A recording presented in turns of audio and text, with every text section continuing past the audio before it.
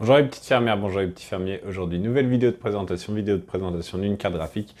Il s'agit de la RX 5500 XT Pulse.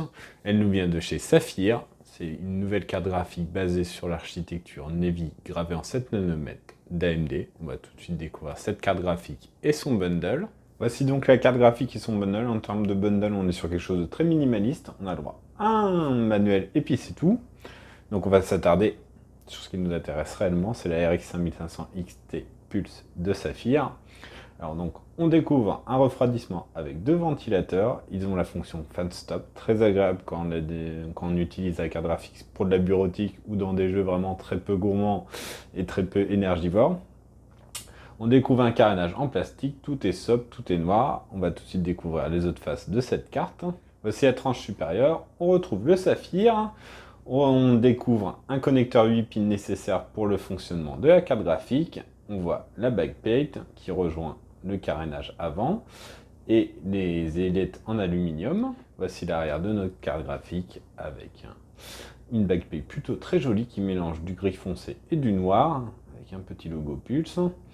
La backplate couvre quasi l'intégralité du PCB. Là, on trouve une légère ouverture et on découvre un PCB noir mat. L'ensemble est très propre. Voici l'arrière de notre carte avec toujours le connecteur 8 pins, les ailettes en aluminium. On voit que rien ne dépasse, pas un fil, rien. Tout est propre. On découvre les sorties vidéo avec deux équerres, PCI pour cette RX 5500 XT Pulse. Alors, en termes de sortie vidéo, on a le droit à 3 sorties DisplayPort et une sortie HDMI. Nous allons maintenant nous attarder sur les caractéristiques techniques de cette RX 5500 XT Pulse de Saphir. La carte repose évidemment sur un GPU Navy 14 gravé en 7 nanomètres.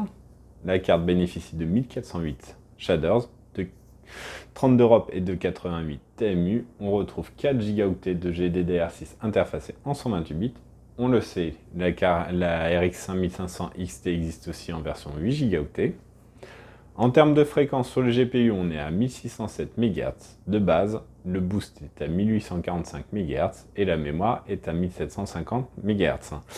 La carte bénéficie d'un refroidissement assuré par deux ventilateurs 200 mm, elle mesure 230 mm de long, 120 mm de haut et 38 mm de large.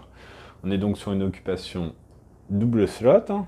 Voilà, on va vous livrer un test très vite. À bientôt, au revoir.